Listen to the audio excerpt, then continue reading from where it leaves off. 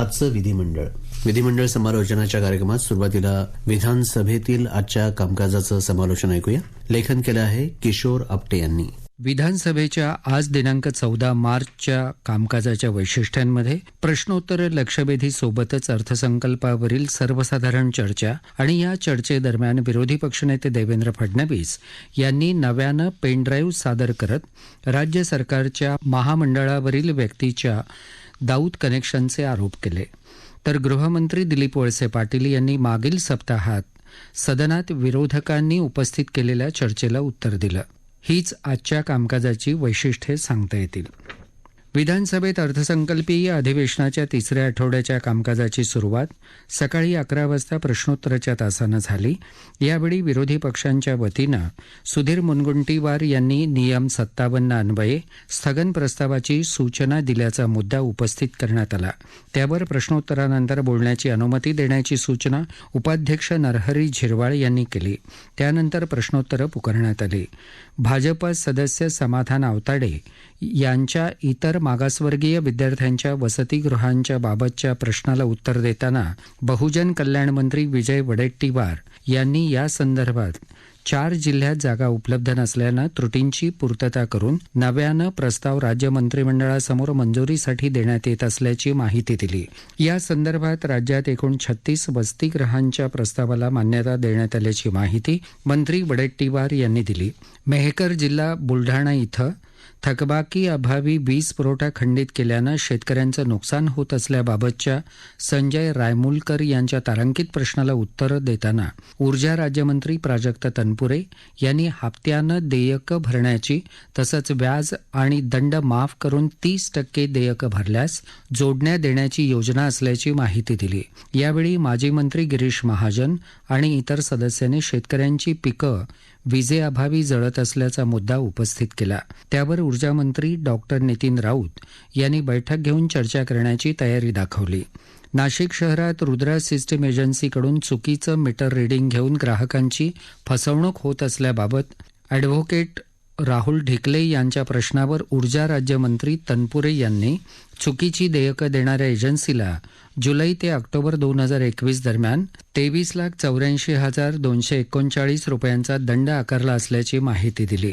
राज्यात यंत्रमागधारकांच्या वीज जोडण्या तोडण्यात आल्यानं अनेक कामगार बेरोजगार होत असल्याबाबत प्रणिती शिंदे आणि इतर सदस्यांनी यावेळी शासनाचं लक्ष वेधलं. या यंत्रमागधारकांना वस्त्रोद्योग विभागाचं अनुदान वेळेत मिळालं नसल्याचं त्यांनी सांगितलं. त्याबाबत 8 दिवसात माहिती घेऊन अनुदान देण्याची कार्यवाही करण्याचं आश्वासन वित्तमंत्री तथा उपमुख्यमंत्री अजित पवार यांनी दिलं. त्याचबरोबर ऊर्जा विभागासंदर्भात अनेक सदस्यांचे प्रश्न असल्याची बाब भाजपचे चंद्रकांतदादा पाटील यांनी उपस्थित केली. या विषयावर वेगळी चर्चा घेण्यात यावी अशी मागणी त्यांनी केली. त्यावर संसदीय कार्यमंत्री अॅडव्होकेट अनिल परब यांनी सत्ताधारी बाजूनं विशेष चर्चा घेण्याबाबत कार्यवाही करण्याचं आश्वासन दिलं. राज्यातील साखर कारखान्यांच्या विक्री व्यवहारात सुमारे 25,000 कोटींचे गैरव्यवहार झाल्याच्या समाजसेवक अण्णा हजारे यांच्या तक्रारीबाबत त्यांना सुरू असलेल्या चौकशीबाबत माहिती दिली जाईल अशी माहिती उपमुख्यमंत्री अजित पवार यांनी योगेश सागर आणि इतर सदस्यांच्या तारांकित प्रश्नाला उत्तर देताना सांगितलं. याबाबतच्या प्रश्नावर विरोधी पक्षनेते देवेंद्र फडणवीस यांनी विद्यमान न्यायाधीशांमार्फत करण्याची आग्रही मागणी केली होती. 1987 ते 2006 या काळात 31 कारखाने अवसायनात काढताना हा भ्रष्टाचार झाल्याची तक्रार अण्णा हजारे यांनी सरकारकडे केली होती. त्याबाबतचा प्रश्न योगेश सागर यांनी उपस्थित केला होता. कारखान्यांची विक्री करताना राज्य सरकारची देणी विचारातच घेतली गेली नाही, त्यामुळे चौकशी केली पाहिजे अशी मागणी फडणवीसांनी केली होती. आतापर्यंत फडणवीस सरकारच्या काळात सीआयडी आर्थिक गुन्हे शाखा तसंच भ्रष्टाचार प्रतिबंधक विभागामार्फत आणि नंतर ठाकरे सरकारच्या काळात माजी न्यायाधीश जाधव यांच्याकडून चौकशी करण्यात आली आहे. मात्र त्यातून काहीच निष्पन्न झालं नाही असं स्पष्टीकरण अजित पवार यांनी सभागृहात दिलं. गेल्या 2.5 वर्षात सरकारनं 5 कारखाने वगळता एकाही कारखान्याला हमी दिलेली नाही असं ते म्हणाले. सहकार मंत्री बाळासाहेब पाटील यांनी याबाबतची माहिती अण्णा हजारे यांना भेटून दिली जाईल असं सांगितलं. प्रश्नोत्तरांचा तास त्यानंतर संपल्याची घोषणा उपाध्यक्ष झिरवळ यांनी केली. त्यानंतर कागदपत्र सदनाच्या पटलावर ठेवण्याचं कामकाज घेण्यात आलं. स्थगन प्रस्तावाच्या सूचना दालनातच नाकारण्यात आल्याची घोषणा देखील उपाध्यक्षांनी केली. त्यानंतर विरोधी पक्षनेते देवेंद्र फडणवीस यांच्या घरी चौकशीसाठी गेलेल्या पोलीस अधिकाऱ्यांवर हक्कभंग आणावा अशी मागणी भाजपचे नेते आमदार सुधीर मुनगंटीवार यांनी केली. पोलिसांच्या नोटिशीमुळे फडणवीसांच्या विशेषाधिकार हक्कांचं उल्लंघन झाल्याचा मुद्दा स्थगन प्रस्तावात मांडल्याचं त्यांनी सांगितलं. मुनगंटीवार म्हणाले की राज्यातील ही पहिली घटना आहे. विरोधी पक्षनेते देवेंद्र फडणवीस यांनी सभागृहात गंभीर मुद्दा उघडकीला आणला. जगात पहिल्यांदा असं घडलं की पोलीस भ्रष्टाचार करणाऱ्यांच्या मागे लागले नाहीत. ते म्हणाले की विधानसभेत भ्रष्टाचार मांडला म्हणून फडणवीसांना CRPCनुसार 160 अनुसार नोटीस पाठवली. नियमांचं वस्त्रहरण होत असताना गृहमंत्री देखील कृपाचार्यांच्या द्रोणाचार्यांच्या भूमिकेत राहिले असा आरोप त्यांनी केला. पोलिसांचं राजकीयीकरण सुरू झाल्याचा आरोप करत मुनगंटीवार यांनी पोलिसांच्या कारवाईचा निषेध केला. यावेळी मुनगंटीवार यांनी अजित पवार यांच्या या मुद्द्यावरील भूमिकेचं अभिनंदन केलं. ते म्हणाले, मी अजितदादांचं अभिनंदन करतो कारण सध्या हे जे काही सुरू आहे ते चांगले नाही असे त्यांनी म्हटले. यावेळी भाजपा सदस्य आशिष शेलार यांनी मुनगंटीवार यांच्या भूमिकेचं समर्थन केलं. त्यावर गृहमंत्री दिलीप वळसे पाटील यांनी या संदर्भात वस्तुस्थिती समोर मांडणारा खुलासा केला.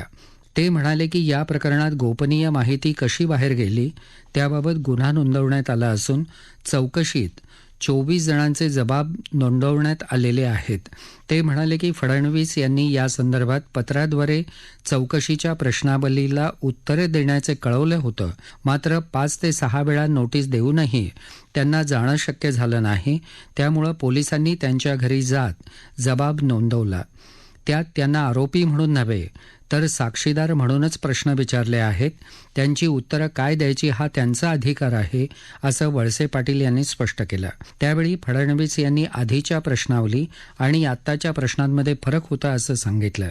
ते म्हणाले की मला सहआरोपी करत अटक केली तरी माझ्या वडिलांना 2 वर्ष कोणताही गुन्हा नसताना कारावास झाला होता आणि काकूला 18 महिने तुरुंगवास झाला होता. लोकांच्या भल्याच्या प्रश्नावर अशा प्रकारच्या कारवाया आम्हाला नवीन नाहीत असं म्हणत त्यांनी या विषयावर आपण सक्षम आहोत असं स्पष्ट केलं.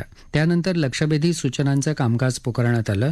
राहुल कुल, जयकुमार गोरे आणि इतर सदस्यांच्या मावळ मुळशी तालुक्यात 100 TMC पाणी टंचाईच्या काळात वीज निर्मिती प्रकल्पांसाठी वळवण्याबाबतच्या लक्षवेधी सूचनेला उत्तर देताना जलसंपदा मंत्री जयंत पाटील यांनी सांगितलं की या संदर्भात पूर्वी भाबे समिती यांचा अहवाल दिल्यामुळं आता नव्यानं सुर्वे समिती नेमण्यात आली आहे.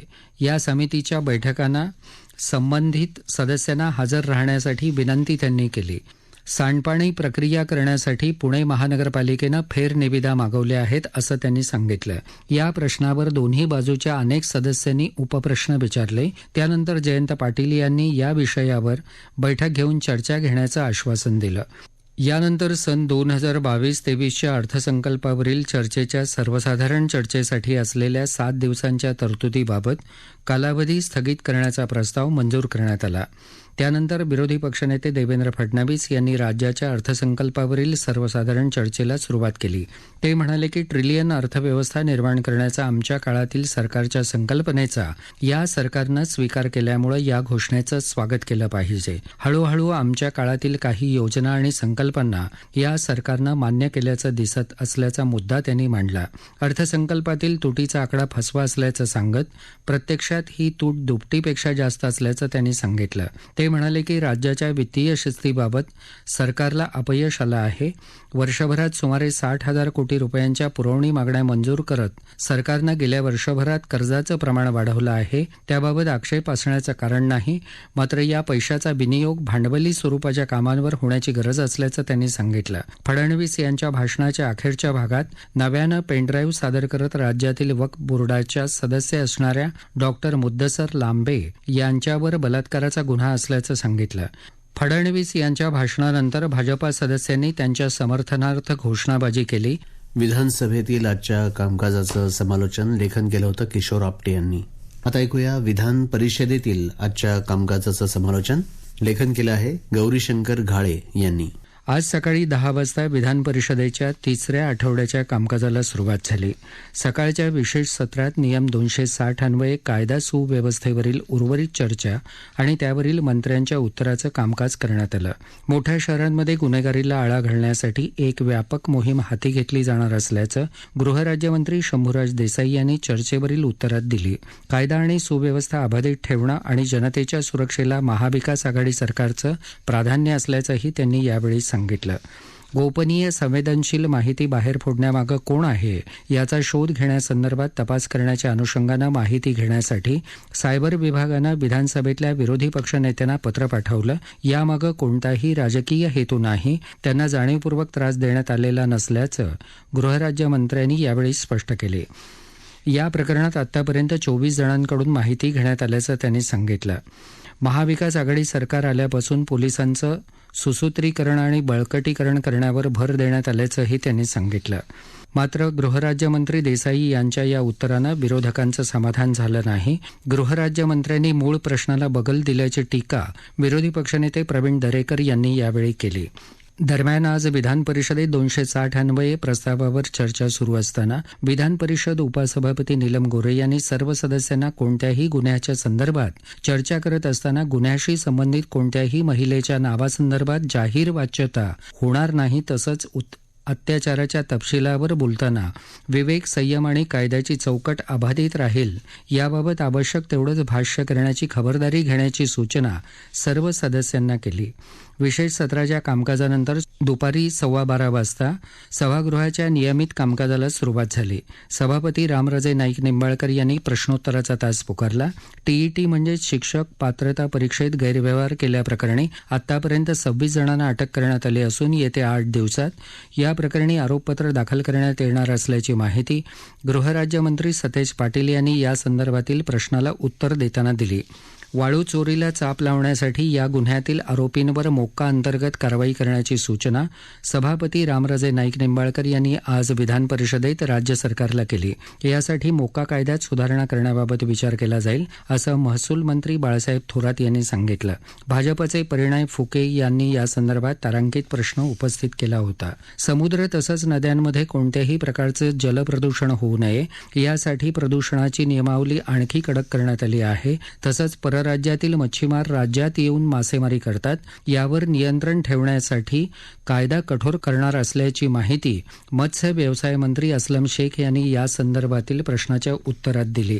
प्रश्नोत्तराच्या तासानंतर जलसंपदा मंत्र्यांनी विदर्भ पाटबंधारे विकास महामंडळ, नागपूरचा 2015-16, 16-17 आणि 18-19 या वर्षांचा अनुक्रमे 19वा, 20वा आणि 22वा वार्षिक अहवाल सभागृहासमोर ठेवला.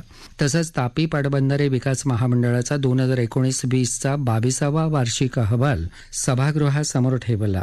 बाळासाहेब ठाकरे यांचा काश्मीरी पंडितांशी स्नेहबंध होता असं सांगत काश्मीरी पंडितांची वेदना मांडणारा काश्मीर फाईल्स हा चित्रपट करमुक्त करण्याची मागणी भाजपा सदस्य प्रवीण दटके यांनी सभागृहात केली. काही चित्रपटगृहांमध्ये या सिनेमाचे पोस्टर्स फाडले जात आहेत.